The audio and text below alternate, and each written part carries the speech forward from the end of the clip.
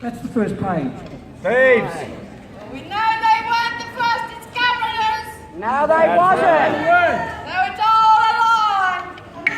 My name is Linda June Code. I'm a sovereign Wiradjuri of the Upper Billa-Galari. We proclaim 7. Whereas in 1788, Governor Arthur Phillip continued this fraud when he falsely pretended to be welcomed on country with his armed forces. By Phillip's own admission, he landed several convict prisoners and instructed them to go into the bush and wait for his armed forces' arrival. At which time the convicts were instructed to come out of the bush, asked him of his intent, and the convicts then welcomed him onto the land. This act by Phillip constitutes a major criminal fraud against First Nations peoples because he was never invited nor welcomed onto the land by the original owners. This began dispossession, usurpation, ethnocide and genocide and other crimes against humanity. And whereas by virtue of First Nations people, continental common law, natural, international and constitutional law, the imported legal and political establishments of Australia are now, and at all material times have been, incapable of usurping First Nation sovereignty and jurisdiction.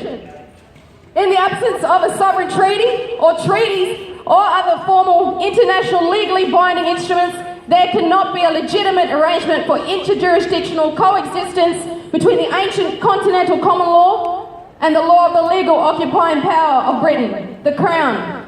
And 9. Whereas, in its report to the Australian Federal Parliament 200 years later, the Senate Standing Committee on Constitutional and Legal Affairs on the feasibility of a compact of Makarrata between the Commonwealth and the Aboriginal people, acknowledgement was given to this disputed question. It was further stated that some would say that sovereignty inhered in the Aboriginal people inhabiting Australia at the time of settlement by the Europeans, and that sovereignty still subsists even though not recognised by the occupying power or its legal system.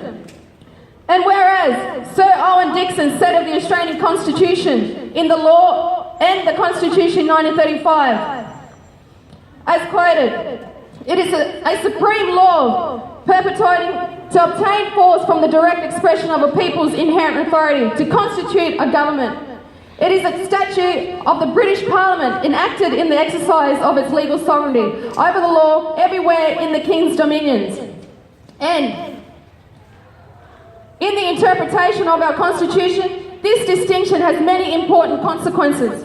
We treat our organs of government simply as institutions established by law, and we interpret their powers simply as belonging to them by law. And whereas G.J. Liddell in his article, Why is Australia's Constitution Binding? The reason in 1900 and now, and the effect of independence, as cited in Australian constitutional law and theory, argued that there were two fundamental characters associated with the enactment of Australia's Constitution. Its political status was derived from the fact that it was contained in an enactment of the British Parliament and its Constitution. Its political legitimacy or authority was based on the words contained in the preamble to that enactment, which referred to the people of Australian colonies having agreed to unite in a federal commonwealth, inverted commas.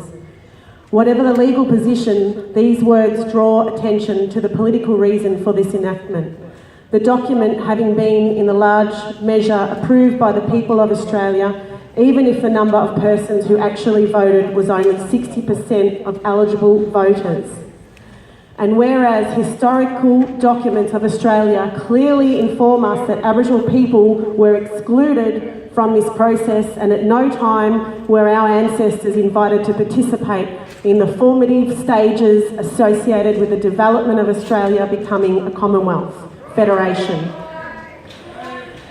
By virtue of this, the de jure sovereignty and independent jurisdiction of Aboriginal nations and peoples are legal facts.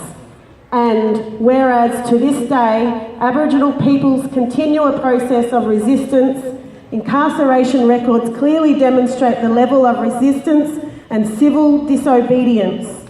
This resistance is and will remain justifiable acts of resistance upon a national enemy, as in Regina versus Tunku, Muhammad, Saad, International law cases, not a lawyer, Aboriginal nations and peoples now argue that the British common law that is based on Roman law no longer has any effect and is null and void.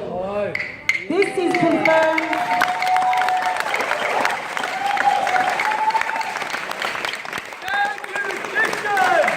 This is confirmed in the recent decision of the South China Sea case of the International Court of Justice.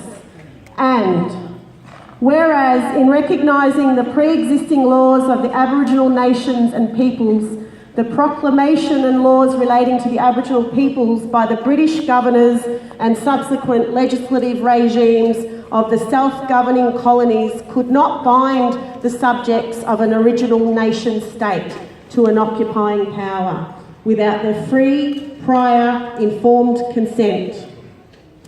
And whereas Australian governments continue to operate ultra vires outside the law and in violation of the international law as it was in 1788 and as it is today.